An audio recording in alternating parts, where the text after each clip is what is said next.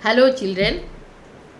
Today I am back with another chapter from your geography book, that is water. You know that three components of the earth, lithosphere, atmosphere, hydrosphere, and the meeting place of these three sphere is biosphere. We have already completed lithosphere, atmosphere, and today we are going to start hydrosphere. What do you mean by hydrosphere?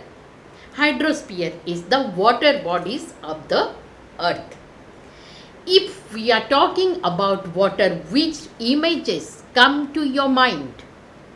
River, ocean, lake, ponds, all these things are comes to your mind. And you know that this Peter Patter raindrops also gives you water, and where children love to float the paper boat and all these things, you find water everywhere. And today we are going to read about that water. As you know that earth is known as blue planet. Earth is known as watery planet. Why earth is known as watery planet? Because 3/4 of the earth is covered by water. For that reason, earth looks from the space, earth looks as blue in color. That is why it is known as blue planet. Okay, but from where this water comes and from where we get the water, you must know that how much water is available in the earth, that much is constant. Earth never takes loan of water from Mars or Jupiter. No. How much water is present in earth, it is constant, and only it is circulated. It is cycled. For that reason we say that water cycle. I am going to explain what is water cycle. Okay, the water from rivers, lakes, ponds, all the everywhere water is there. And during summer season, when the heat is more, evaporation takes place. Evaporation takes place, and this water becomes water vapor. And after this, when it goes, evaporation takes place, it goes to the, as water vapor, it goes to the space.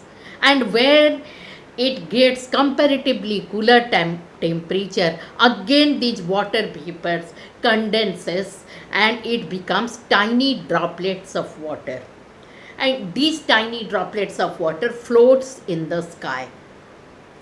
And these tiny droplets of water, while floating in the sky, and it gradually, its weight becomes heavy.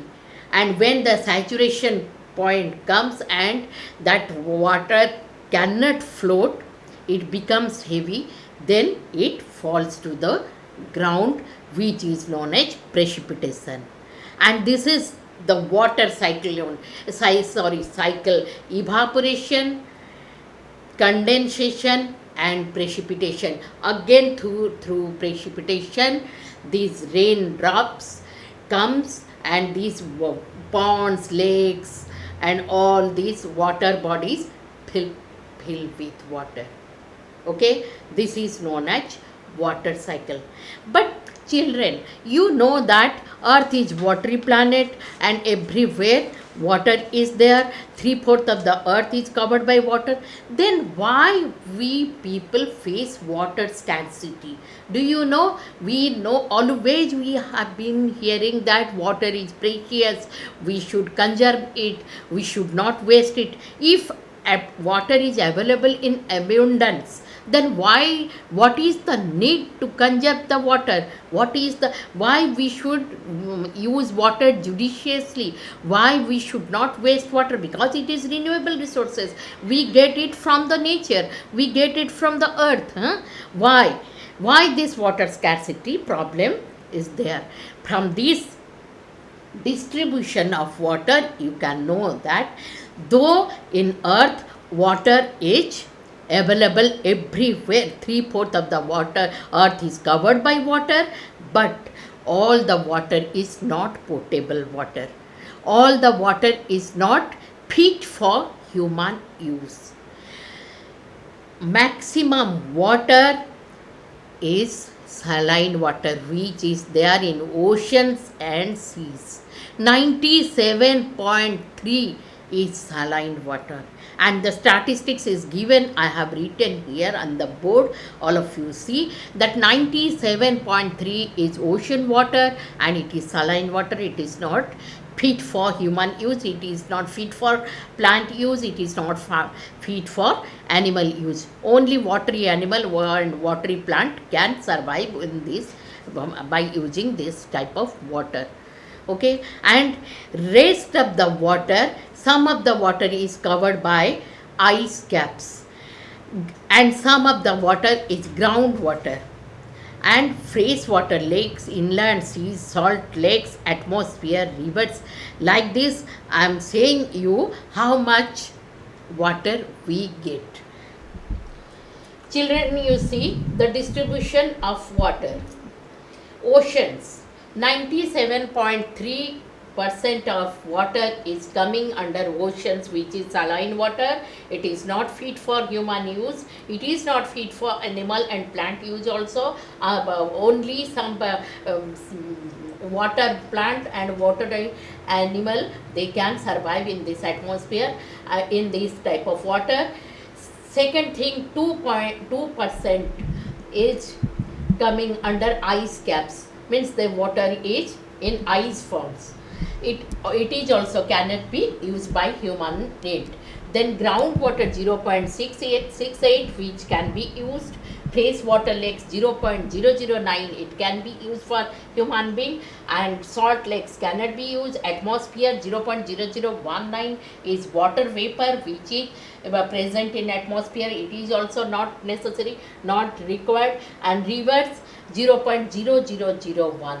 This much, only very few percentage of water can be used by human need. For that reason, water scarcity is there in the earth, and we have to use water judiciously. We have to conserve the water, we have to save the water, because though water is present everywhere, means 3/4 of the earth is covered by water, still very less amount of water can be used by the human life and animal life, plant life as well.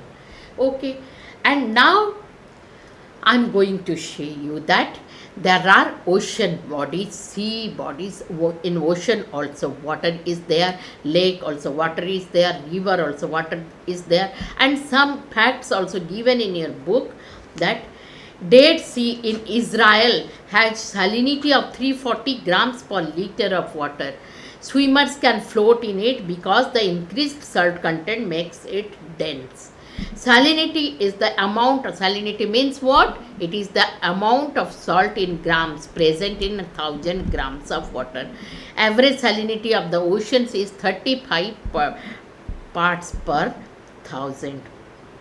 Okay, you know that water is very important for the survival. Okay, and we have three major water bodies, and these water bodies, ocean or sea, their water is not constant. Though pond water is constant, lakes water is constant, but river water is flowing and ocean water also flows. It has also movement. There are three types of movements. Ocean water has three type of movement. And before that, I must say something. There is something magical about walking bare feet on the seashore, the wet sand on the beach, the cool breeze, the sea birds, the smell of the salt in the air, and music of the waves. Everything is very fascinating. If you have gone to Puri beach, you will also, you must know this thing, that how it is enjoyable if you will walk in the sea beach. And this sea beach, you can notice one thing: the water of the sea or ocean is not still, it always moves. There are three types of movement of ocean water.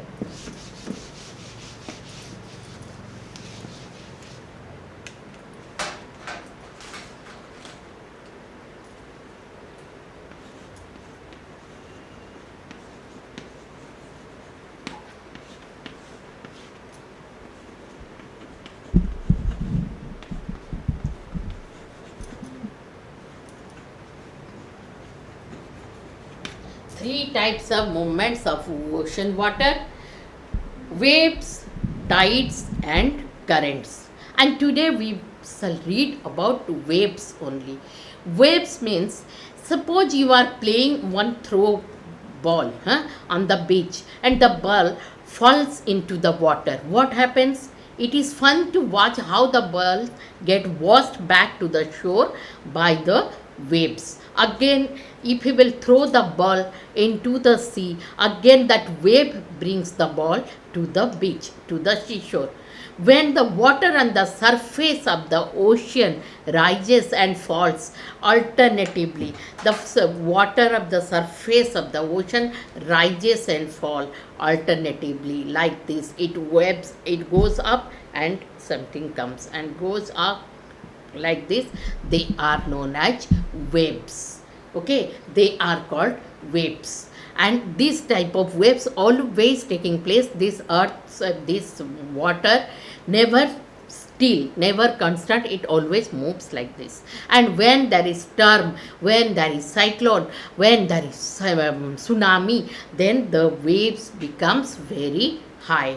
And tsunami, suppose when there is earthquake inside the ocean bed, then tsunami takes place. Tsunami means giant waves, means the wave is very high, the water goes very high, and when it falls, rises up, and when it falls, it takes much distance and it washes all the things within this. That as a result of huge tide takes place during earthquake, that is known as tsunami. That may be as high as 15 meter. The largest tsunami ever measured was 150-meter high. These waves travel at a speed of more than 700 km per hour. The tsunami of 2004 caused widespread damage in the coastal area of India. The Indira Point in the Andaman and Nicobar Islands got submerged after the tsunami. In your book, The Tsunami of 2004, that incident given in detail, all of you go through it. In next class, I will ask about the tsunami of 2004. Okay, and with this I am going to conclude this class. We have read only about the oceanic moment waves, and next class we will read about the tides and currents. Okay, with this I conclude my class. Thank you very much.